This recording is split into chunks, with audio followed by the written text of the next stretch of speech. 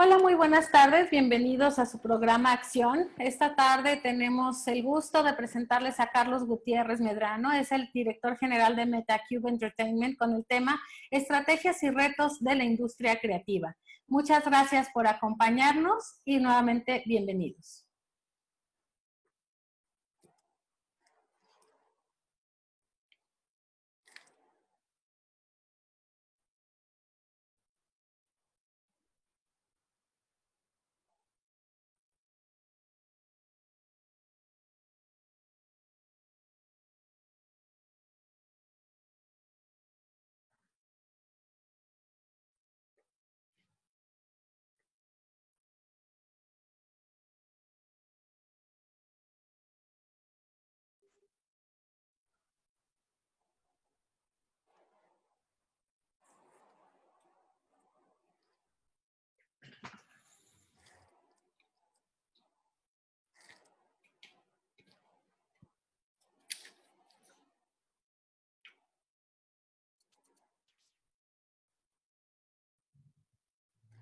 Bueno, pues muchas gracias por acompañarnos a su programa Acción y recordarles que Acción es el programa de Axi Research que tiene como objetivo conectar a nuestra comunidad y llevarles información y temas de interés cada semana.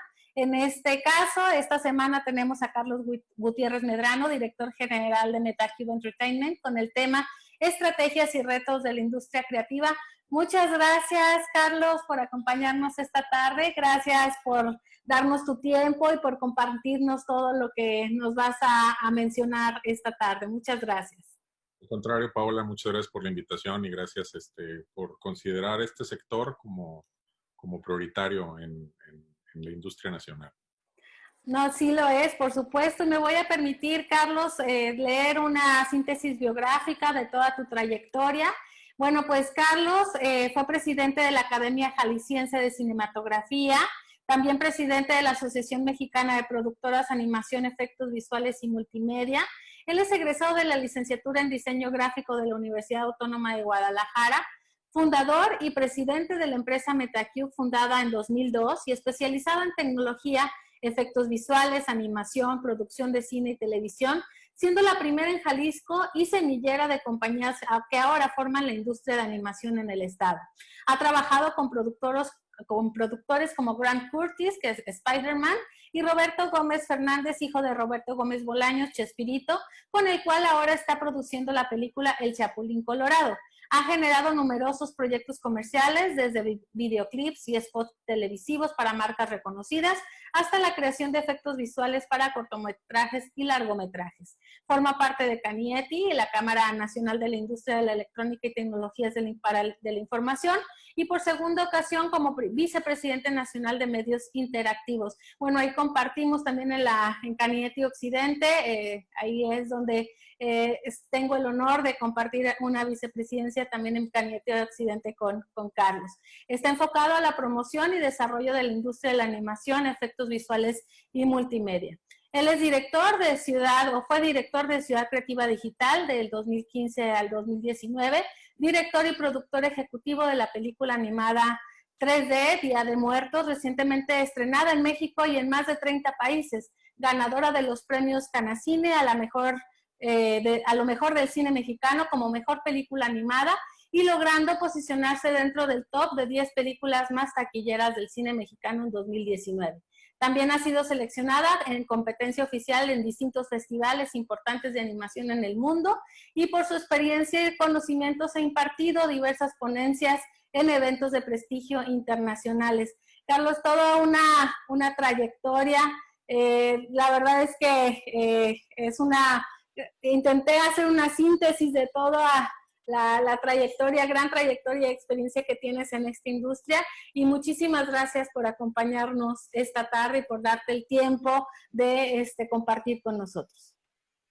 Al contrario, de nuevo, muchas gracias, muy agradecido de esta invitación, sobre todo porque no es pues normal hablar en este tipo de foros. Por lo general nos invitan a participar en cosas muy de nicho, en eventos, en festivales de cine, de animación, en conferencias, pero desde que tuve la oportunidad de conocer a al gremio de la industria electrónica, bueno, a la industria electrónica y de alta tecnología, pues yo siempre me he considerado como pues, los hijos, ¿no? de un gran desarrollo que ha tenido particularmente nuestro estado. Y siempre nos han considerado, ¿no? Siempre ha habido un espacio dentro de la Cámara para este sector que tiene una potencia tremenda, ¿no? Y específicamente con esta invitación que me hiciste para platicarles un poco de cómo vemos desde la industria creativa cuáles son los retos y las posibles estrategias que podemos seguir, pues no podemos obviar eh, esta trayectoria que tiene nuestro Estado y cómo ha hecho muy bien las cosas la Cámara, los institutos y la alineación con el gobierno, la llamada triple hélice que ha funcionado desde hace muchos años para temas relevantes, ¿no? Para el país, ¿no? Entonces, contarles un poco cuál es nuestra visión. Siempre hemos tratado de tener una alineación con lo que sucede en el sector de la alta tecnología, básicamente porque tenemos que tomar ventaja de los casos de éxito y de cómo han logrado y cómo han podido construir una verdadera industria que genera un valor económico importante y de alto valor agregado en nuestro estado, ¿no? Y básicamente es eso, ¿no? Siempre hemos hablado de buenas prácticas, hemos hablado de certificaciones, específicamente para el sector de alta tecnología. Y hay muchísima experiencia en esta industria, desde modelos de madurez o desde procesos que se han venido exportando, ¿no? O sea, todo lo que hacen día con día estas empresas, desde metodologías Lean, que después se van exportando a otros sectores. Yo veo que esto va a suceder tarde o temprano de la misma manera en el sector creativo. La diferencia que existe entre el sector creativo y el de alta tecnología es que eh, lo podemos dividir grosso modo en dos nichos o dos segmentos o subsectores, ¿no? Que tiene que ver con los servicios y con la creación de propiedad intelectual. Y ahí es a veces donde nos perdemos, específicamente como sector, en qué es o cuál es nuestra ventaja competitiva en un mercado global. Si es el de ser un nearshore de servicios creativos o el generador de propiedad intelectual. Afortunadamente, en mi empresa hemos estado de los dos lados, vendiendo servicios originalmente, porque así se constituyó la empresa, vendiendo comerciales, teniendo clientes y tratando de atraerlos a nuestro estado, porque todo el tema publicitario a nivel global está centralizado en diferentes polos y en realidad toda la industria creativa tiene una localización muy clara en polos audiovisuales, ¿no?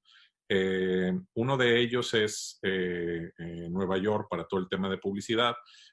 Hollywood, pues, lo conocemos perfectamente en el tema de desarrollo de largometrajes, pero hay otros polos que ya existen o están posicionados y siempre hemos tratado de atraer. O sea, siempre ha sido la expectativa desde que inició Canietti con toda esta estrategia, que a veces se nos olvida que no es una iniciativa simplemente de los creativos. Hay un backstory, hay un por qué sucede en Jalisco, por qué sucede en Guadalajara, por el tema artístico, pero los grandes impulsores de todo esto siempre ha sido la industria de alta tecnología. Siempre han apoyado las estrategias, han apoyado los proyectos. Hablando específicamente de Ciudad Creativa Digital, pues se gestó en Canietti, se gestó ahí conjunto con la Secretaría de Economía en su momento a nivel federal, y, y de ahí pues se va permeando a las diferentes instancias, ¿no? Por el otro lado están los grandes artistas jaliscienses o los grandes artistas de Occidente, desde grandes ganadores de reconocimientos internacionales en animación, que no es un tema nuevo, sino ya hay una trayectoria de muchos años desarrollando propiedad intelectual y sus propios cortometrajes, pero ha sido más por el tema de los autores, ¿no? Pues el gran nombre que tiene nuestro estado pues es el de Guillermo del Toro, que ha generado propiedades intelectuales que han viajado y pues esto voltea hace que voltee el mundo hacia nosotros, ¿no? Hacia el estado de Jalisco, ¿no? Pero donde realmente se nota es cuando empiezan a conocer toda la historia, ¿no? No es nada más estos artistas, sino tenemos una ciudad con una trayectoria de casos de éxito, de generación de propiedad intelectual, no necesariamente la industria creativa, pero hay muchísimos casos de éxito que son realmente el sustento o pueden ser el sustento de esta industria o el siguiente paso lógico.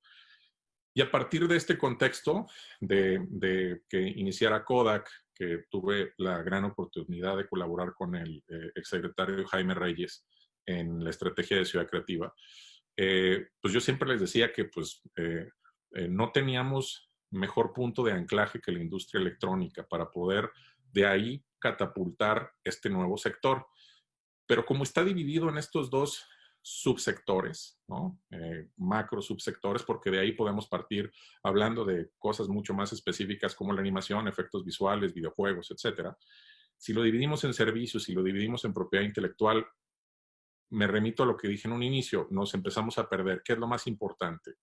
Generar un proyecto como lo hizo la industria electrónica y la industria del software, con un proyecto de enclave, de generación de talento, o de atraer una empresa que genere estos empleos y creemos este nearshore. Lo que nos ha dado todo este tiempo de aprendizaje es definir que necesitamos las dos cosas. Las dos cosas son igual de importantes. Se tiene que seguir generando propiedad intelectual porque es una gran oportunidad, pero al mismo tiempo debe de haber otros actores que estén generando o atrayendo esta industria de manufactura digital, si lo queremos llamar de esta manera, porque hay una gran oportunidad. No tenemos que pasar por aduanas. Los retos son diferentes, pero con la experiencia que ya tiene toda esta industria de alta tecnología, la verdad es que sería muy fácil generar una estrategia de nearshore de contenidos creativos, ¿no? Como lo está haciendo la India, como lo están haciendo China, que no se distinguen por la generación de propiedad intelectual, pero sin embargo ya están muy alineados al tema de servicios, ¿no? Es tal el caso que nosotros mismos nos hemos ya asociado con una de las empresas más grandes de animación de la India, que es Toons Animation, que tienen 9 locaciones a nivel global y ya con nosotros pues, sería la 10ª, donde ellos están enfocados al tema de servicios y en el camino van adquiriendo propiedades intelectuales o están tratando de desarrollar propiedades intelectuales. Lo que pasó con nosotros específicamente en MetaCube es que estábamos por el camino de vender servicios y viene este gran interés por parte de las autoridades y por parte de la Cámara para potenciar a la industria creativa. Entonces, lo primero que tratamos de hacer fue, pues, duplicar o clonar las buenas prácticas que se estaban siguiendo en software, incidiendo en las autoridades federales para que programas como ProSoft tuvieran una versión para medios creativos, que en su momento se llamó ProMedia. No se despegó, no fue un spin-off, que era lo que se trataba de lograr, pero por lo menos se metió en el discurso y las políticas públicas estaban alineadas un poco con el sector, ¿no?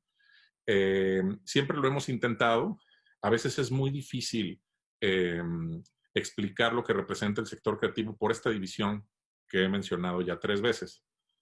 Cuando tú le hablas a una autoridad de que vas a generar una película o una propiedad intelectual, al final del día tiene que resultar en un modelo de negocio, ¿no? Y muchas de las películas o de los incentivos no necesariamente se han generado o han resultado en un modelo de negocio. Se retorna la inversión desde el hecho de la contratación de la gente, ¿no? En el puro pago de impuestos. Pero la realidad es que tiene que retornar. En el caso de nosotros, de la película Día de Muertos, la vendimos a más de 35 países, ¿no? No todo el dinero fue público. Yo te podría hablar de un 50% público y un 50% de inversión privada. Tenemos socios en la película. Uno de los socios es la misma distribuidora que tiene un formato de adelanto de distribución y con eso puedes finalizar la película. Ese modelo, el de propiedad intelectual, es el de más largo aliento. Cuesta muchísimo trabajo colocar una propiedad intelectual. Es muy diferente al sector de la manufactura digital, si le queremos poner un nombre, ¿no? Entonces, el pleito eterno es cómo se debe de pensar una industria creativa. Tenemos que atraer a un gran jugador, y lo hemos intentado, traernos a una gran compañía que se sitúe en nuestro estado y empiece a generar empleo. Tenemos que generar nuestra propia cadena productiva o nuestra propia cadena de valor con jugadores estatales o nacionales. O tenemos que crear nuestras propiedades intelectuales para convertirnos en el siguiente blockbuster, pues como Spider-Man, ¿no? Yo creo que tenemos que hacer las tres y cada empresa va a tener una estrategia distinta, ¿no? Ahora lo que nos demuestra la pandemia es que no necesariamente tenemos que estar en una ubicación física y eso nos ha permitido darnos cuenta la flexibilidad que tiene un trabajo digital, ¿no? Porque prácticamente puedes estar en cualquier ubicación y ya no necesariamente todos tienen que ser jaliscienses, ¿no? Porque te cuesta lo mismo la conexión de un servidor o de tenerlo todo en un servicio de Amazon Web Services o en la nube o en tu propio servidor que esté en Guadalajara o que estén en su ciudad pues natal, que eso es lo que ha estado pasando, ¿no? Muchos de los artistas se tuvieron que aislar en sus casas y se van literalmente a su casa, ¿no? A Querétaro, a Aguascalientes, y están al día a día trabajando, ¿no? Te cuento todo esto porque tomamos la decisión desde inicios de años de tener estas dos líneas de negocio. Una es la generación de propiedad intelectual. Con lo que aprendimos en la manufactura de la película, entendimos que tenemos que dejarle un proceso de maduración al tema de la idea y el tema del guión antes de empezar la producción. O sea, tenemos que validar antes muchas cosas de pasarlo a producción, que sigue siendo lo mismo. Hablamos el mismo idioma. Me daba risa cuando me invitan al proyecto de Ciudad Creativa, que me decían, bueno, pues hay que construir unos edificios, ¿no? Yo no soy arquitecto, pero el proceso es muy similar. Tienes una preproducción, que en este caso es un proyecto ejecutivo o un proyecto conceptual, y hay un momento o hay una etapa de producción que es la construcción de los edificios, ¿no? Si tienes a la gente adecuada, es muy fácil, es muy similar un proceso de manufactura que un proceso de animación, ¿no? Tiene, yo creo que la misma complejidad o más componentes. Eso sí, tiene mucho más componentes una película de animación que un Tesla. Eso es definitivo. Y el grado de sofisticación en mantener una operación de este tipo, a veces no alcanzamos a ver lo complicado que es hasta que les empiezas a mostrar todos los componentes. Te das cuenta que tiene que ser muy sofisticado para poder alinear a tantas personas con tantas tareas en un deadline definido, ¿no? Y aparte de todo, tienes que conseguir el financiamiento. Entonces, yo lo que creo que tiene que suceder, porque ya hemos intentado muchas cosas, se han intentado muchos proyectos que por un tema de percepción parecen fallidos, pero no lo son, es hablar en los dos idiomas. No necesariamente tiene que ser el capricho, por ponerle una palabra, de un director o de un creativo, y podemos empezar a dibujar una línea o una estrategia para llevar a la siguiente generación al sector de alta tecnología. ¿Y cuál es el sector cuál es esta siguiente generación desde mi punto de vista? La generación de propiedad intelectual digital, ¿no? O la generación de productos o de contenido digital, ¿no? Y aparte de todo, nos estarían ahorrando un trabajo impresionante. Estamos buscando en este momento las certificaciones que nos están pidiendo ya las autoridades en la materia del medio del entretenimiento. Y cuando hablo con colegas de la industria de alta tecnología, pues es algo que ya tiene el sector de alta tecnología y ya lo dan por hecho. O sea, una certificación ISO 27001 en temas de ciberseguridad, pues es el día a día en la industria de manufactura o del software. Pero sin embargo no hay una sola empresa certificada en nuestro país en la industria creativa con estos protocolos de seguridad, ¿no?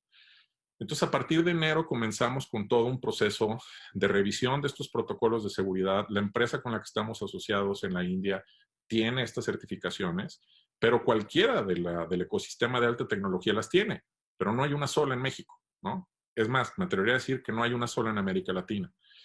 Entonces tenemos que fortalecer o hacer estas tareas antes de ir a ofrecer estos servicios a los clientes o para tratarnos de traer un pedazo del pie. Pero yo la forma que lo veo es en conjunto con el sector de alta tecnología. Creo que nos podrían ayudar. Y en muchos de los eventos que hemos estado, sobre todo en el CIAT, en el Congreso de Alta Tecnología, siempre ha estado el interés por parte de los decision takers o de los jugadores importantes de este sector en ver cómo nos ayudan. Lo que pasaba es que de alguna manera no sabíamos en qué nos podían ayudar, porque lo que queríamos era hacer una propiedad intelectual y queríamos ganarnos el Oscar y demás, cuando nos empezamos a dar cuenta que sí es importante, pero pues es más importante generar valor y generar valor a tu estado, ¿no? Y la única manera en la que lo podemos conseguir es pensando de estas dos formas. No significa que tengamos que hacerlo o que solamente una empresa lo tenga que hacer. Habrá un perfil muy específico que pueda pensar en generación de servicios y habrá otro perfil que querrá seguir haciendo propiedad intelectual. En nuestro caso queremos hacer las dos cosas y creemos que es la única manera de tener un modelo económico viable, ¿no? Como para resumir, porque ya no sé si me pasé en el tiempo, lo que te diría es, uno de los retos más importantes es que se entienda bien este sector. Hay muchos paradigmas y hay mucha falta de entendimiento por parte de las autoridades de qué significa el sector creativo, ¿no? Y cuál debería ser una estrategia real. Afortunadamente, nuestro estado siempre ha estado muy metido en este tema y hay un gran interés por el desarrollo de las industrias creativas.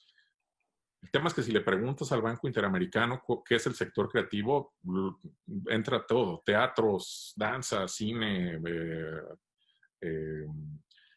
artesanías y demás, ¿no? Y nosotros estamos en un subsector que es muy atractivo y por eso suena más, incluso suena más cuando van a desaparecer un fideicomiso, suena más la voz de los cineastas que de otras personas, ¿no?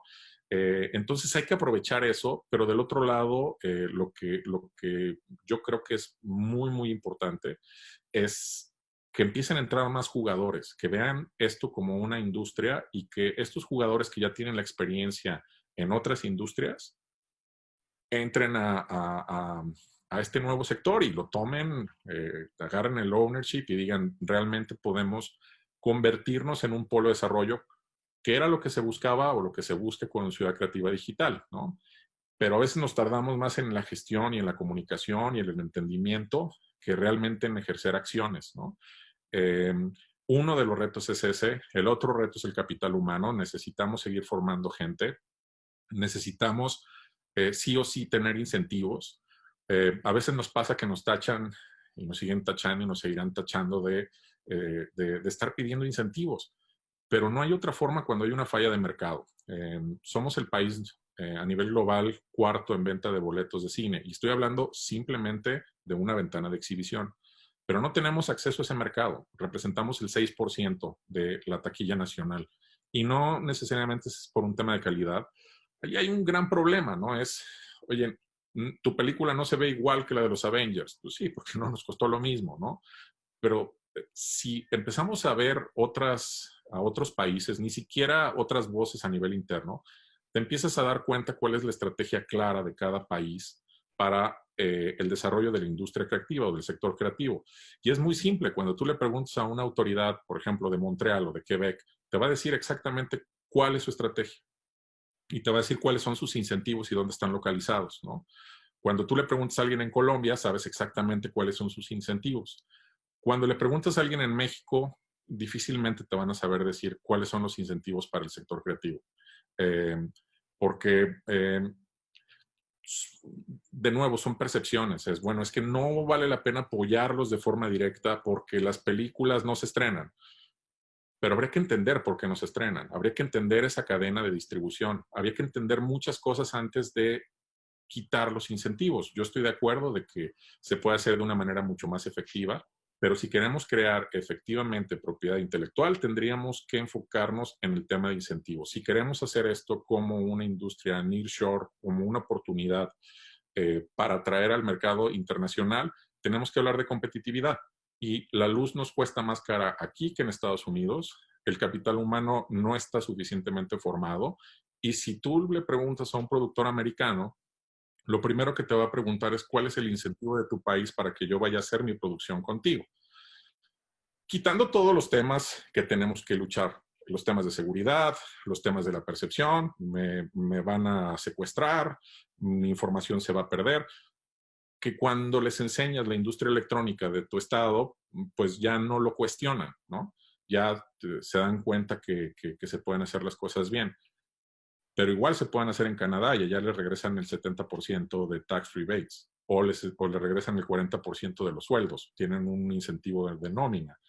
Y no es República Dominicana, o sea, es porque República Dominicana también lo tiene. Canadá, específicamente el área de Quebec y Montreal, tienen una industria.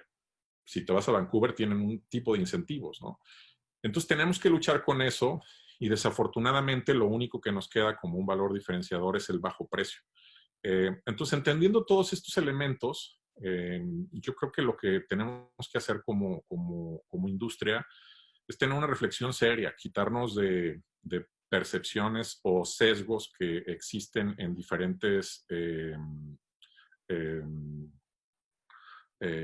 autoridades, instituciones, jugadores, y pensemos realmente en cuál es la diferencia de la industria del software a la industria del entretenimiento y cómo podemos tomar todos esos casos de éxito y todas esas buenas prácticas para potenciar un sector que en potencia es muy rentable, pero no lo hemos sabido capitalizar.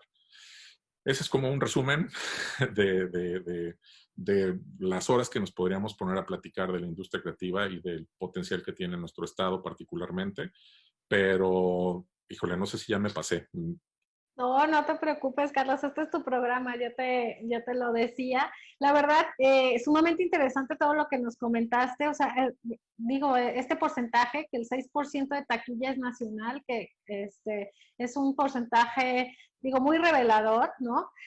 Nos hablaste, bueno, pues de toda la historia, de los casos de éxito en Jalisco. ¿Tú a qué le atribuyes? Mencionaste de cierta manera algo, pero ¿a qué le atribuyes en general a que realmente Jalisco sea semillero de todas estas historias y casos de éxito como el tuyo, por ejemplo? Yo creo que una es el ecosistema, ¿no?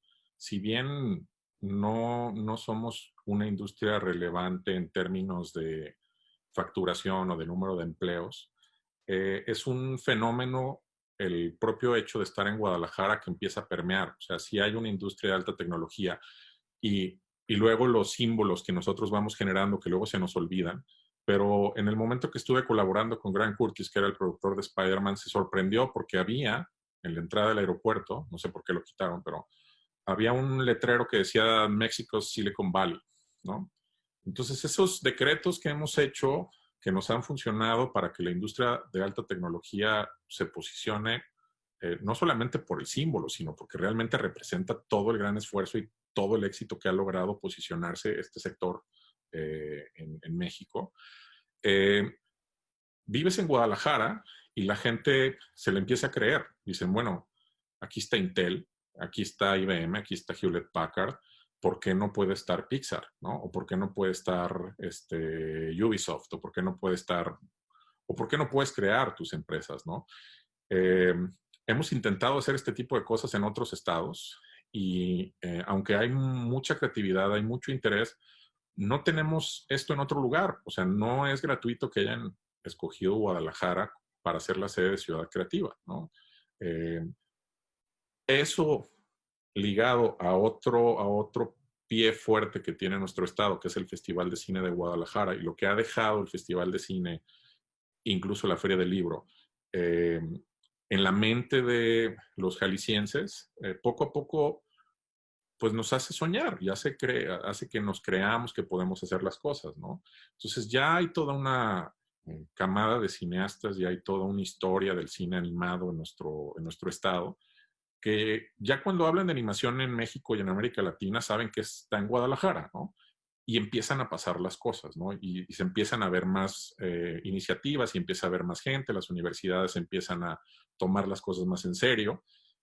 Entonces se empieza a convertir un polo. Las universidades no solamente están entrenando o están educando a gente de Jalisco. Tradicionalmente Guadalajara es una ciudad universitaria. Entonces, son muchos factores, Paula, pero eh, creo que concretamente iniciativas como esta, ¿no? Hacer una película de animación en Guadalajara con las características que lo hicimos, pues no fue un tema menor, es un tema muy, muy complicado. Y pues ya saben que se hizo aquí, entonces pues el siguiente dice, pues lo voy a hacer mejor y empieza ese movimiento, ¿no?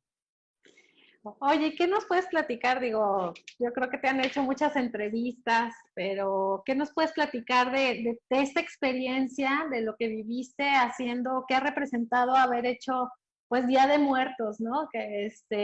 Y lo que representa no solamente para ti, para tu empresa, como tú ya lo comentas, para el Estado y a nivel nacional, porque ha sido, pues, no solamente muy reconocida, digo, la vemos en diferentes plataformas, es una película de actualidad y que es reconocida. Entonces, ¿qué nos puedes platicar? ¿Qué representa para ti y alguna experiencia que nos quieras compartir?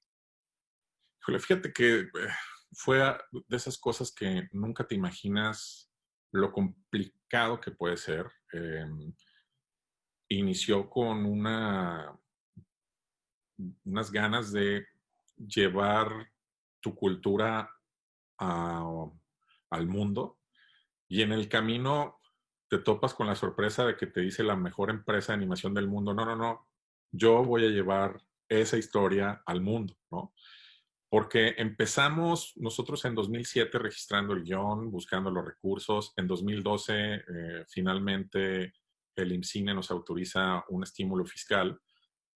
Y no es broma, a los 15 días John Lasseter, el exdirector de Pixar, anuncia que va a ser una película del Día de Muertos, ¿no? Entonces fue así como, no, a ver, no. Y ya está, y por ahí, por esas fechas, anunciaron también que iban a hacer una película, otra empresa que se llamó El Libro de la Vida, que lo hicieron en Dallas, ¿no? Entonces todo eso fue un proceso difícil, fue un proceso complicado, porque desde el día uno ya te estaban comparando, ¿no? Y, y en algún momento que te compararan, pues ya era un reconocimiento. Te decían, es que pues Pixar va a ser una mejor película, ¿no? Vaya, tenían más de 200 millones de dólares. Supondrías que debería ser una mejor película, ¿no? Pero por el otro lado, la exigencia nacional no ve eso. Te dicen, no, no, no. Es que tu película no está igual que la de Coco. Pues no. Una no iba a estar porque nunca nosotros pensamos en hacer una película como la que hizo Pixar. Siempre fuimos muy concretos en lo que nosotros estábamos buscando y comprometidos con nuestras convicciones y así fue hasta el final. Y dos, nunca vamos a tener los recursos de ese tamaño para poder lograr lo que puede lograr una taquilla de una película de Disney, ¿no? Entonces fue un muy gran, fue un aprendizaje tremendo en la parte legal, en el tema de las marcas, en el tema de que si se podía o no registrar la palabra Día de Muertos, que finalmente la registramos después de todo un proceso complicadísimo con el propio INPI. La marca de Día de Muertos es una marca registrada, ¿no? Y también lo que eso conlleva, ¿no? La sensación de, oye, pero es que vas a registrar la traición y pues sí, pero no es como que va a llegar a Morelia y alto, aquí nadie puede festejar si no lo digo yo, ¿no? O sea, hay muchas cosas que vas aprendiendo. Empezamos con una coproducción internacional, después se complicó, entonces entramos en temas legales. Me llamaba la atención porque en muchas reuniones que tuve con la industria seria, este, empresarial, o sea, al final me decían, pues es que tú haces monitos, ¿no? Quiero que hagas un monito como lo estamos haciendo nosotros, ¿no? Y lo que representa eso en el valor de la industria. Pero luego te comparan con ese valor de la industria. Entonces están esperando que tengas ese resultado, ¿no? Nosotros estuvimos en los 10 primeros lugares de taquilla nacional, este, pero el gran reto es que llegue a las pantallas. O sea, somos el 6% de contenido nacional. Entonces, para que alguien te pele en tu primer película como ópera prima, hecha en Guadalajara, porque de nuevo, toda la industria de todos los sectores está centralizada en Ciudad de México, ¿no? Pero particularmente el cine está centralizado en Ciudad de México. Entonces, si no eres del club del cine nacional, es mucho más complejo. Afortunadamente encontramos un hueco que era algo que no necesariamente entendían en su momento los cineastas, que era la parte de tecnología. Y por ahí fue por donde nos metimos, ¿no? Hoy nos damos cuenta que hay una gran oportunidad. No solamente son las ventanas de cine, hoy también está cambiando toda la manera de ver cine, evidentemente con las plataformas o las llamadas over the top, o sea, el SVOD, que es por suscripción, video en demanda por suscripción, Netflix, Amazon y demás. Y cómo funciona, esas ventanas son muy diferentes a cómo funciona una pantalla de cine, ¿no? Entonces dirías, bueno, ya tenemos más ventanas de exhibición. Sí, pero casualmente, si exploras tantito en Netflix, vas a ver contenido de todo el mundo. Ya no estás compitiendo con las películas que llegaban aquí, sino estás compitiendo con Turquía, estás compitiendo con la India, estás compitiendo con... Entonces, si no estás conectado, ya no se trata de hablar regionalmente, ya no se trata de hablar con tus compañeros en Jalisco, ya no se trata de hablar con el Estado, ¿no? O con las políticas públicas estatales. Tienes que ver dónde vas a poder encontrar los recursos para poder llevar tus contenidos y que se vean en todo el planeta, porque si estás esperando que nada más lo reconozcan a nivel local, pues tu película no va a recuperar. Nosotros no hubiéramos recuperado si no se hubiera vendido a nivel internacional, ¿no? Y eso que estuvimos en los primeros 10 lugares de taquilla, ¿no? Eh, Creo que tenemos la gran oportunidad de que hoy se están abriendo nuevas plataformas. Tenemos que especializarnos, continuar a avanzar, pero creo que todos tenemos que cumplir con nuestra función. Nuestra función es seguir emprendiendo, seguir generando un modelo de negocio, pero todos tendríamos que tener una responsabilidad en esto, incluso, de nuevo, las universidades, el gobierno y las empresas locales, que esperemos se sigan desarrollando más, ¿no? Mire, te lo he dicho en otros espacios, en otros foros, Carlos, te he felicitado y bueno, en este momento me voy a permitir otra vez hacerlo, de verdad. Muchas felicidades porque seguramente, y digo, con todo esto lo que nos has platicado, no fue un proceso sencillo, pero yo creo que desde, no solamente de todo el proceso de la producción y demás, sino desde la gestación de la idea, que tuvieras la valentía y la proactividad y el empuje, ¿no? De hacerlo. No todos, yo creo que fue una decisión muy importante para ti apostarle a este proyecto. Entonces, la verdad es que muchas felicidades porque esto no solamente deja, bueno, pues obviamente tu carrera personal, la carrera con tu empresa, sino bueno, también a Jalisco, a México y además con un tema sumamente trascendente para nuestra cultura y que lo trataste de una manera muy hermosa y que dejó un mensaje entonces muy importante. Entonces, Carlos, de verdad, muchas felicidades. Digo, hago este paréntesis para felicitarte porque de verdad es que ha sido todo y un gran logro, todo lo que ha representado este gran reto. Pues mira, afortunadamente no estuve solo, no es el trabajo de una persona. Hay mucha gente detrás de la película, mucha gente que tuvo que emigrar al extranjero porque pues no se están haciendo películas de animación todos los días. Y afortunadamente están en los mejores estudios del mundo. Mucha gente de que trabajó aquí, jaliscienses que trabajaron con nosotros, están en Disney, están en DreamWorks, están en Canadá. Estamos tratando de revertir eso para evitar pues la diáspora, pero la única manera, como digo, es que todos estemos jalando y la única forma que jalemos todos juntos es que tengan la información correcta, ¿no? Porque ese es el mayor problema. O sea, no le han entendido y digo, nos seguimos peleando, ¿no? Hay veces que con nuestros mismos, yo les digo mis tíos, por no decirle mis abuelitos, a todo el sector de alta tecnología, son mis tíos. Tenemos diferencias, ¿no? Y me dicen, es que tienes que hacer esto y no puede ser posible que no tengan esto y que no piensen un modelo de negocios y que sea rentable. Y yo a veces les digo, a ver, estoy de acuerdo, pero ayúdenos. Y siempre lo han dicho, siempre hay grandes personajes que yo les agradezco mucho y Octavio Parga siempre le digo que es mi sensei, y no ha habido uno, Eugenio Godard siempre dice, ¿cómo los ayudamos? ¿No? Julio Acevedo, todos ellos siempre nos han tratado de ayudar, pero a veces es lo que cuesta más y es una relación como paternalista, de que quieren ver que ya volemos, pero pues necesitamos que nos ayuden más. No, pues muchas felicidades nuevamente. Y bueno, voy a algunas preguntas que nos están haciendo. Bueno, nos preguntan que, te voy a leer dos, tres y ya tú me dices cómo las quieres ir contestando. Nos preguntan que si es un campo competido el de la animación, que cuál consideran que es la ventaja que ofrece Jalisco en materia de creatividad contra otros países y que si somos atractivos. Muy atractivos. Eh,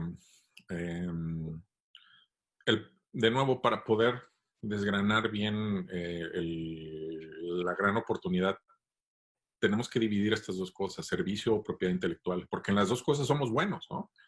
En el tema de servicios, pues no se trata solamente de la industria creativa, ¿no? O sea, cámbienle el nombre. En lugar de estar manufacturando un microcontrolador, es manufacturar una escena, ¿no? En lugar de hacer una pieza para un motor o para una cadena de producción para Bombardier, es un shot. Todo se maneja igual, tienen nomenclaturas, son partes de un todo, ¿no? Entonces, claro que somos buenos, ¿no? El asunto es que esta experiencia no la hemos pasado para acá. Estamos más del lado de la Secretaría de Cultura que de la Secretaría de Desarrollo Económico, ¿no? No sé si eso les haga sentido, pero así es, ¿no? Se debería de reconocer como una industria. Pero cuando les empiezas a hablar de que el director, y bueno, el lenguaje es distinto, a veces no se toma con seriedad, ¿no? Entonces dicen, no, pues es que pues, se fumó un churro el director este, ¿no? O quién sabe qué. O sea, no es el lenguaje pues propio de una industria madura, por decirlo de alguna manera. Aunque, pues realmente cuando ves los números, o cuando te sientes con Peter Jackson o Steven Spielberg, pues, o con un directivo de Netflix, pues ves lo que representa este sector, ¿no? Entonces creo que es un tema de comunicación, pero por el lado de la manufactura digital está comprobado que nuestro estado tiene una gran ventaja competitiva. Pero ahora el mundo, que debe tener las mismas problemáticas de si mandan a hacer los discos duros alguna de las manufacturas de aquí, porque se va el proyecto del que sea a otro país, pues pasa lo mismo en la industria del cine. ¿Por qué me voy a ir a hacer mi animación a Guadalajara?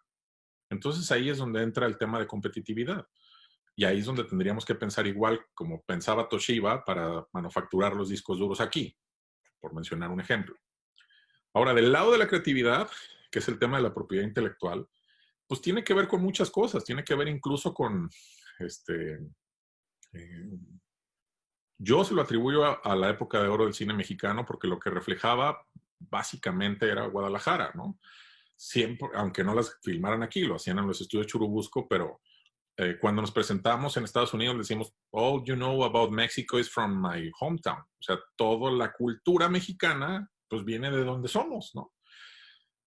Y creo que no es solamente eso de sentirnos mexicanos, ¿no? Y de sentirnos, o sea, tener un sentido de apropiación, sino tiene que ver con los escritores, tiene que ver con la música, tiene que ver con el festival de cine, con el festival del libro, ¿no? Ya hay una cultura en Jalisco que nos hace pensar que podemos hacer las cosas y nos hace soñar. Entonces hay muchos creadores. Creo que son esas dos cosas la combinación de lo que finalmente en potencia podríamos ser. Muy bien, también nos preguntan, dicen, entendiendo que se tuvo que alargar el lanzamiento de la película de Día de Muertos, ¿cuál es la historia? Digo, ya nos contaste algo, pero como que quieren saber más, ¿cuál es la historia detrás de la película, de todo eso? O sea, el chisme. Sí. Ah, originalmente nosotros lanzamos la película en 2007, 17, perdón, 17, ¿no? Incluso hay un término técnico donde todos los distribuidores ponen las películas que se van a lanzar. Es un Excel que se llama Competitive y lo que haces es apartar la fecha para el lanzamiento de tu película, ¿no?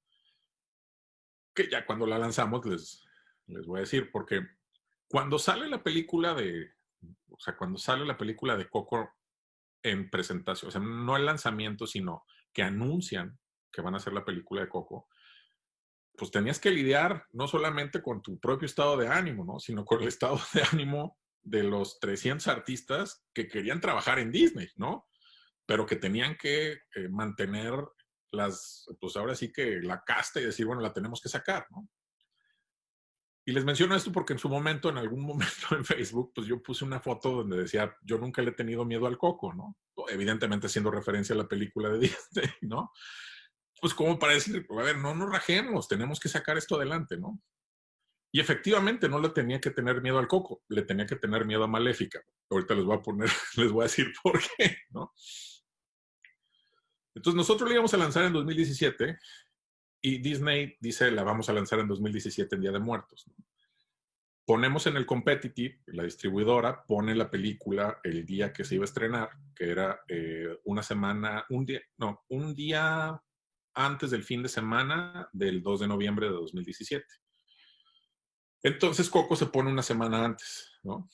Entonces al principio pues, estábamos muy valientes y la propia distribuidora y demás, hasta que vimos que era un monstruo imposible de vencer. O sea, era imposible la cantidad de promoción y de gasto que hicieron para el lanzamiento de esta película. Bueno, vaya, ibas a la Ciudad de México y había murales, les prestaron el Palacio de Bellas Artes, y, o sea, todo era Coco, todo era, hubiera sido un terrible error salir en 2017. Nos hubieran mega opacado, ¿no? Entonces, la propia distribuidora nos dice, o sea, la vamos a matar. Es como lo que está pasando actualmente. Los lanzamientos hoy, y no tiene que ver por un tema de competencia, sino porque las salas prácticamente están a menos de la mitad de su capacidad, pues no te va a ir igual, ¿no? Pero aquí era la muerte, o sea, era el que se confunda pensando que es Coco la va a ver, ¿no? Porque era una difusión tremenda. No se trata, y esto es muy importante, hay veces que ni siquiera se trata de que esté más buena la película o no. No es el caso, o sea, no las quiero comparar. Se trata de la disponibilidad de la película. Y esto se refleja específicamente en el número de copias. Nosotros fuimos privilegiados en que la distribuidora creyera en el proyecto y salimos con casi 2,000 copias, ¿no? Bueno, Coco salió con más de 4,000. ¿Qué significa esto, Pablo? Tenemos 7,000 pantallas en nuestro país, 8,000 pantallas en nuestro país. Coco sale con 4,000. Ok. Entonces quedan otras 4,000 pantallas. No para Día de Muertos. Para las otras 8 películas que puedan estar en ese momento en cartelera, ¿no? Porque es una temporada de lanzamiento donde tienes una ventana de exhibición de 4 semanas, ¿no? Entonces me regreso a lo que les conté hace rato de que dije que no le tengo miedo al coco. Cuando vamos a salir ya en el 2019, porque la tuvimos que retrasar, y en el Inter, pues decidimos eh, hacer unas modificaciones a ciertos coproductores, etcétera. Entonces, en 2019 finalmente la lanzamos. Pues tú ves la competencia que está a un lado, ¿no? Entonces empieza a ver cómo se comporta y sale Joker, sale Maléfica, y tú dices, no nos va a llegar Maléfica. Maléfica va a llegar, o sea, tenía un margen de 2 meses prácticamente, ¿no? Entonces nosotros estábamos viendo a los Locos Adams. Entonces, bueno, pues vamos contra los Locos Adams, ¿no? Bueno, Maléfica salió de cartelera en enero del 2020, ¿no? Es la película que más, o sea, de las que más ha recuperado. Realmente la película que nos pegó a nosotros en taquilla. Y de nuevo, no se trata nada más porque sea la marca, se trata porque tú vas al cine y la toma de decisiones está en los espectaculares que están cercanos al cine y en el sitio. En el sitio es donde tienes que bombardear con toda la publicidad. Y si tú quieres ir a ver una película, depende de a qué hora saliste del trabajo, de que no se vayan a dormir tus hijos, de que tenga la disponibilidad. Y si tú llegas, como tradicionalmente lo hacen, a cualquier cine, pues pregunta si hay boletos para esa función o cuál es la próxima función. Entonces, si en 9 salas de 12 está Maléfica en todos los horarios, pues, ¿cuál vas a elegir? ¿No? Y de nuevo, no es que no sea una buena película y no es que no sea mucho mejor que las películas mexicanas, pero todo esto influye, ¿no? Entonces, pues básicamente sí nos dio un poco de miedo el coco, pero, pero al final del día siempre va a haber una película. Aquí sí fue mucha coincidencia que fuera el mismo tema, que fuera la estética, pero al final del día, bueno, salió Maléfica, salió Terminator, salió Locos Adams y traíamos el Joker también ahí a un lado, ¿no? Todo eso influye muchísimo en una ventana de exhibición tan corta que son el primer fin de semana, porque si el primer fin de semana no funciona, la sacan de cartelera, ¿no? Entonces tienes que cumplir por lo menos con cierta taquilla antes de que te saquen de cartelera. No, pues nos estás dando una cátedra, yo aquí anotando todos los aprendizajes que nos estás dando. Digo, uno no conoce, ¿no? Todo, cómo se mueve y la verdad es que es algo fascinante. Y bueno, ahorita comentabas de los retos de estar o de lanzar, por ejemplo, en estos momentos alguna producción. ¿Qué retos están enfrentando en estos momentos la industria creativa, ¿no? Con toda esta de la crisis sanitaria. Eh, por un lado, todos mis compañeros son muy optimistas de que se puede trabajar de manera remota, ¿no? Porque aparentemente se puede, ¿no? Lo que notas es que la gente está trabajando más de lo que normalmente debería de trabajar, porque tienes que tener disponibilidad en todo momento. Y lo platicaba ya con un compañero que hay veces que ya no quieres mandar un WhatsApp o te quieren mandar un WhatsApp, sino te mandan un link de Zoom, ¿no? Y dices, a ver, o sea, ¿qué necesitas? ¿No? Pues te quieren ver, ¿no? Entonces ahí, y te lo mandan a las 8 y estás teniendo Zooms a las 9. Creo que un tema es que no necesariamente deberíamos de ser tan optimistas del trabajo remoto. Y yo esencialmente el riesgo que le veo es que apenas estamos comenzando con el tema de ciberseguridad y pues la verdad es que todos los protocolos de seguridad son muy difíciles de controlar, ¿no? Vaya, tienes que asegurarte que no se filtre ningún cuadro de alguna película que te subcontraten, ¿no? Y no pueden tomarse fotografías y no puedes meter equipo a tu empresa. Entonces ahora con todo este tema, el tema que estén conectados por internet se convierte en un riesgo. O sea, tiene ventajas de alguna manera porque puedes estar comunicándote, pero los retos es que si apenas estamos empezando a tratar de adoptar buenas prácticas, ahora con todo este tema de la pandemia se vuelve muy complicado. Eso es específicamente en el área digital, pero entendiendo la industria como el global de la cinematografía, el grueso del gasto, por decirlo de alguna manera, o hacia donde se dirige más la parte económico del modelo de negocios es en la filmación. Eh, y es casi 10-1 de lo que se gasta tanto en la preproducción como en la postproducción. Se gasta mucho más en la producción y nadie está filmando. Entonces, lo que quedó al final, que se va a notar el próximo año como muchas cosas, es que lo que dejaron de filmar estos 6 meses se tendría que postproducir el próximo año, pero no va a haber material. Entonces, unos son optimistas porque dicen, bueno, pues va a haber más películas animadas.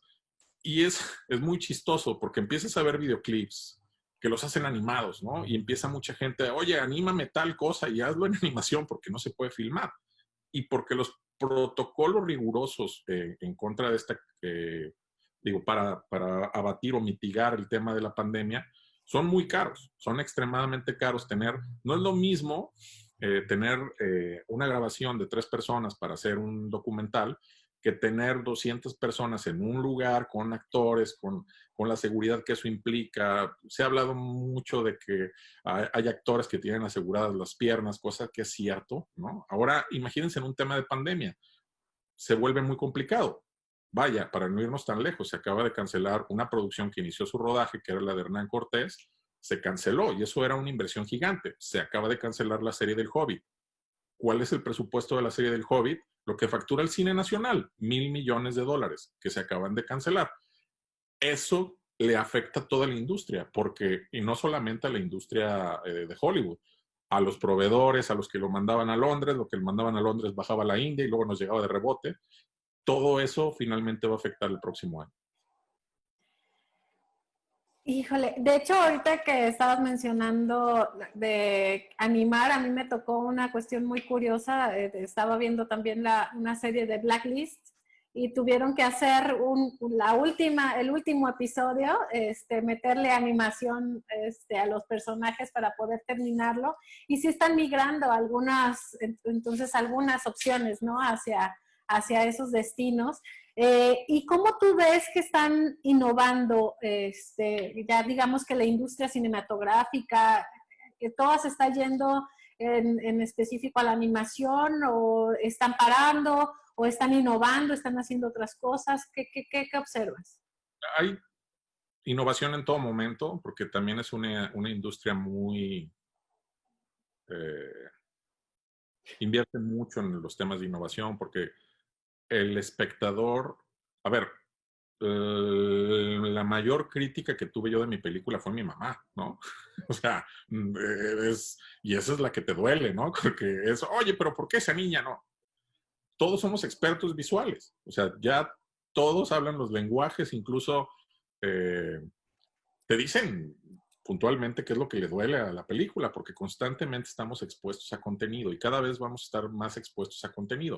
Entonces, la innovación no solamente es tecnológica, vaya, tiene que ver incluso hasta con la duración o los formatos. Ya hay plataformas para tu celular, ¿no? Está de locos, pero ya hay series de 8 minutos y series ficción muy bien armadas y lo tienes en el teléfono en lo que estás esperando la cola de lo que sea, ¿no? Del banco, y en lo que estás esperando estás viendo una serie de 8 minutos el capítulo. Ahí hay un alto foco en los temas de innovación de cómo se van a entregar o cuáles son las ventanas de exhibición. Porque si se dan cuenta, lo que es el SVOD, por lo general te atraen por una serie. Entonces, estas plataformas realmente saben lo que ve la gente. O sea, tienen muchísima información a nivel ciencia de datos de en qué momento consumes, quién consume, y ya ahora lo que hacen es sacan una primera temporada para captar un nuevo cliente. Entonces dicen, oye, ya nos echamos a todos los viejitos, ya nos echamos a todos los niños, a todos los jóvenes, necesitamos mamás empoderadas, solteras, y ¡pum!, hacen un contenido de una temporada, ya agarraron ese nicho, ¿no? Entonces, todo el mundo está innovando, sobre todo en ciencia de datos e inteligencia de negocios. Ya se venía haciendo y muchos de los servidores que se usan en esa industria se hacen aquí en Guadalajara. Y por el otro lado, la parte tecnológica está girando a la virtualización, no solamente de las empresas, sino de las locaciones. Hay algo que se le conoce ahora como Virtual Production y en lugar de filmar en un foro en green screen como el que tenemos en Chapala, lo único que hacen es poner una pantalla de LED, usan la incidencia de luz para que la locación parezca real y los resultados son increíbles, ¿no? Entonces, en 5 años, te podría decir que ya no van a tener que venir a filmar a Guadalajara, ¿no? Digo, habrá gente que lo haga, ¿no? Pero va a ser más fácil recrear o escanear el escenario y estarlo grabando en un estudio en donde salga más barato, ¿no? Te iba a decir California porque ahí están los actores, pero finalmente, si el estudio hace sentido que sea más barato en cualquier parte del mundo, sobre todo China está muy avanzado en ese tema, se están representando los escenarios de manera virtual. ¿Cuál es la buena noticia? Que ya hay estudios de Virtual Production o XR aquí en Guadalajara, ¿no? Somos muy innovadores en el estado, entonces estamos siempre en lo último que salga, lo queremos tener y lo estamos tratando de hacer. A veces no con la velocidad que lo está haciendo la industria, pero por ahí va. Es un tema de virtualizar todo, de los formatos, de cómo generar un modelo de negocios para cobrarte, muy similar a lo que hacen los videojuegos. Primero te enganchan con las versiones freeware y después te empiezan a vender cositas. Hay una investigación muy focalizada al tema de la metadata. ¿Qué significa esto? Tú tienes una imagen y en esa imagen puedes embeber mucha información, como por ejemplo la bolsa que trae la actriz. Y si tú quieres ver dónde la compras y te manda directamente al link de Amazon o de Alibaba o de lo que sea para comprarla, cada vez va a haber más información de ese tipo. Quiero los lentes que trae ese tipo, ¿no? O quiero saber quién es. Todo ese tipo de inteligencia de negocios está muy fuerte. Y de nuevo, yo no creo que haya, aparte de Amazon y aparte de Google, yo creo que le sigue Netflix en saber cuál es el comportamiento de los usuarios. O sea, sabe más Netflix de nosotros que nuestras esposas. Oye, Carlos, ¿y cómo ahora que estás comentando la cuestión del comportamiento digamos que del perfil y del mercado, tú notas que a partir de estos cambios, pues obviamente va a cambiar su forma de consumir toda la producción? ¿Cómo visualizas estos cambios en el mercado? O sea, ¿de consumir por el usuario o de consumir? Sí, de consumir el usuario, si va a cambiar sus hábitos de consumo de las producciones que se generen por parte de la industria. es muy difícil retener o sea, hay muchos distractores. No sé si a ustedes les ha pasado que están viendo una serie y están en el WhatsApp, o sea, es muy difícil captar la atención y también seguir innovando en el tema de los contenidos. O sea, las historias han funcionado desde siempre, desde la Biblia, ¿no? O sea, es el mismo viaje del héroe y el crecimiento del personaje sigue siendo exactamente el mismo, ¿no? Lo innovador es cómo el, el entorno que le generas al viaje de este personaje o los retos que puede tener este personaje, pero la historia es la misma y las estructuras son las mismas. ¿Qué cambia o hay interés en el caso de series nuevas de Netflix latinoamericanas? A veces, bueno, esto es una percepción personal, ¿no? Pero hace muchos años nos invitaron al Festival de Berlín a presentar unos cortos de animación y tenía sentado una francesa de un lado y estaba del otro lado un cubano, no me acuerdo realmente dónde eran, pero estábamos viendo unos cortos que se hicieron aquí en México y todos acababan mal, o sea, era violencia y mataban a uno, secuestraban a otro, eran contenido mexicano, ¿no? Y los franceses o los espectadores pensaban que era ciencia ficción, ¿no? O sea, decían, oye, es que la manera como traducen, le digo, no, no, es que eso sí pasa allá, ¿no? Entonces, hay muchas cosas que les llaman mucho la atención, como a nosotros nos puede llamar la atención una serie de Noruega, que las está viendo, o series de otros países que ahora ya te llegan de una manera mucho más fácil, ¿no? Eh, Asimismo, pues hay muchas series que se están haciendo en México con contenidos pues muy específicos que funcionan en otro lado. Concretamente, yo estoy viendo una serie de Turquía sobre eh, pues realmente quién detonó la existencia del Imperio Otomano y me interesa porque pues eso detonó la historia a nivel global, ¿no? Pero ves la serie de un personaje histórico de Turquía ahora, hecha con una producción de Turquía que no lo hubiera visto de otra forma, ¿no? Y soy fan, o sea, yo ya me siento guerrero de por allá porque te engancha y te está transmitiendo cultura. Eh, Esta es otra cosa, ¿no? O sea, nosotros por el simple hecho de transmitir cultura, de transmitir, impacta de manera indirecta, ¿no? O sea, ves una película de Noruega con esos escenarios y quieres ir, ¿no? Y genera otro tipo de derrama, ¿no? Nosotros estamos decididos a hacer cine para toda la familia. No digo que los demás cines no sean interesantes, pero que la gente que lo vea en otros países diga, oye, me interesa conocer la tradición del Día de Muertos, ¿no? Digo, evidentemente el trabajo lo hizo James Bond, Coco y demás, pero hay otras cosas de las que podemos hablar, ¿no? Entonces, definitivamente está cambiando, va a seguir cambiando, puede haber cosas muy locas que a veces no pasen, o sea, como que estés viendo una serie y luego interactúa con tu teléfono y luego, o sea, hay muchísimos experimentos y son experimentos de la industria y son experimentos del MIT Media Lab. O sea, todos están viendo cómo seguir teniéndote enfrente de la pantalla. Como digo, recuerdo esto también del Black Mirror, que era también interactivo, ¿no? Estar viendo tu serie y tú decidir, ¿no? El camino hacia donde querías que se desarrollara tu episodio. Entonces, Carlos, ¿qué sigue para MetaCube? ¿Qué hay por delante con ustedes? ¿En qué están trabajando? Lo que se pueda compartir, obviamente. Sí, con mucho gusto. Antes de contestarte eso, me acordé de una empresa, conocimos al dueño de una empresa tipo Netflix que se llama Tatatú. Esta empresa es de del productor de Irishman. Y tuve la oportunidad de conocerlo en una reunión. Y el modelo de Tatatú, para que se den una idea de qué tan ligados estamos a la industria de alta tecnología. Es un Netflix, pero en lugar de que te cobre, te paga. ¿Cómo te paga? Te paga con cryptocurrencies, o sea, con una criptomoneda que se llaman Tatatús. Y lo pueden buscar. No sé si sigue ahí la plataforma, lo conocí hace 2 años y ya le estaba funcionando. Entonces, ¿cómo funciona? Es un modelo como de ingeniería inversa de cómo funcionaba la televisión. ¿Cómo funciona? Te inscribes, ves una película y te da 100 tatatús. Esos 100 tatatús los puedes intercambiar por tu pago de factura de gas en Italia, ¿no? Porque ahí es donde esencialmente funcionaba. ¿cómo generan dinero? Con publicidad, cómo funcionaba la televisión. Entonces, una cosa ahí rara, pero involucra un montón de tecnología y un montón de recursos, pero al final del día tú como usuario dices, órale, voy a ver esta serie y voy a pagar el gas, ¿no? O voy a pagar el predial. Ojalá nos escuche Lemus, ¿no? Este, pero este tipo de cosas todos los días están pensando la gente cómo le hacemos, la gente está consumiendo contenido, ya hay contenido por todas partes, cómo generamos un modelo de negocio innovador.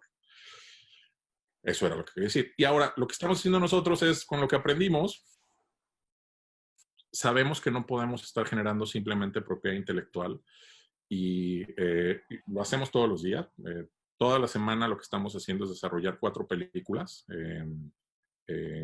a nivel desarrollo de guión, a nivel desarrollo de personajes. Una de ellas ya la vendimos.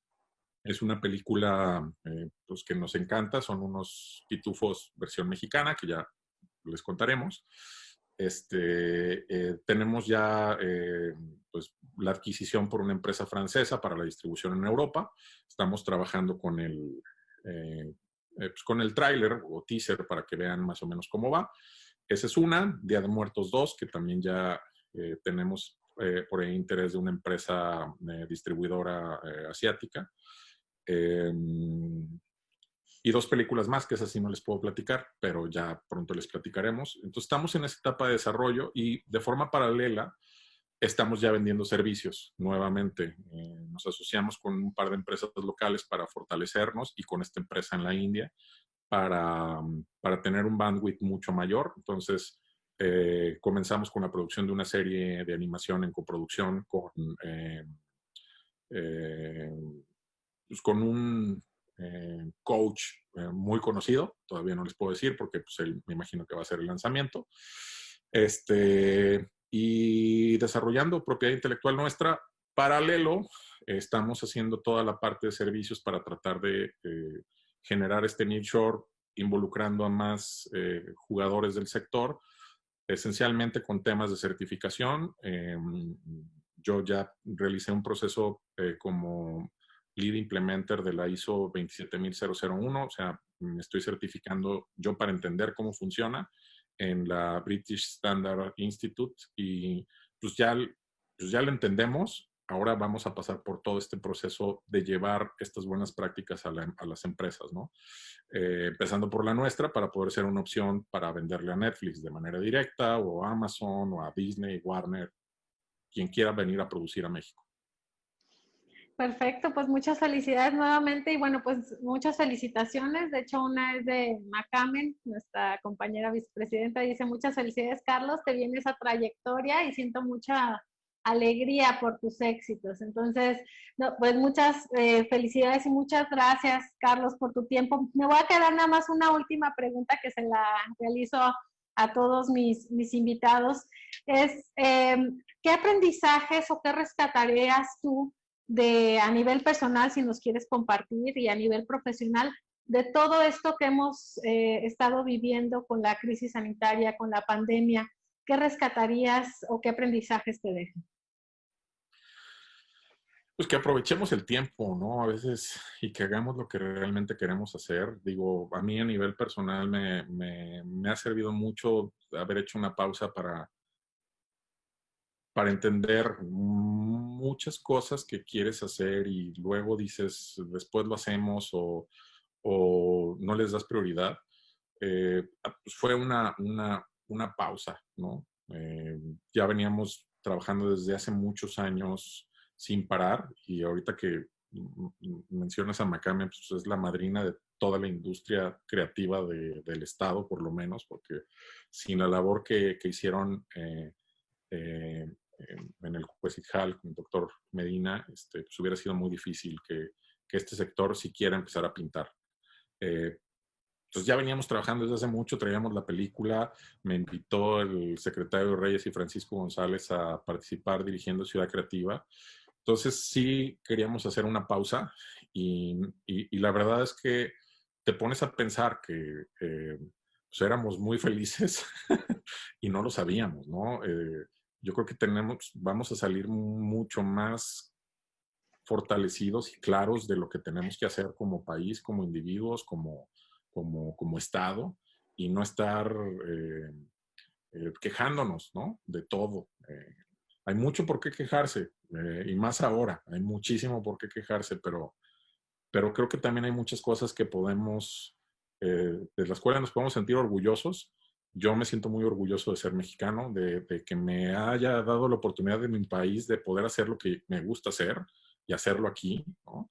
He tenido un montón de oportunidades de emigrar, pero pues me siguen gustando las tortas ahogadas y no hay nada como tu país. Entonces, eso, darse cuenta y estar agradecidos de que exista Guadalajara y de que existe este ecosistema y de que existe esta oportunidad de hacer las cosas aquí, aunque nos enojemos porque el gobierno haga o no haga, creo que de cualquier forma tenemos muchas cosas buenas y eso nos va a todos, yo creo, a dar una manera diferente de pensar. Pues muchísimas gracias, Carlos, nuevamente por todo lo que nos compartiste, por tu tiempo, porque lo platicábamos antes de iniciar el programa, pues que andas con muchas actividades. Entonces, muchísimas gracias por estar en este programa Acción. Gracias a los que nos están viendo y a los que van a ver en reproducción el programa también. Y de verdad, muchísimas gracias por todo lo que nos compartiste y nuevamente muchas felicidades por lo que has logrado, Carlos. No, gracias a todos. Y de nuevo, no es un trabajo de una sola persona. Todos le ponemos un granito de arena y todos los jaliscienses y toda la industria de alta tecnología debería estar orgulloso y orgullosas de lo que se hace y de que hoy nos reconozcan como la capital de la animación. Es un trabajo de todos. Muchísimas gracias nuevamente y bueno, pues muchas gracias a todos por conectarse a ese programa. Muy buenas tardes y buenas noches.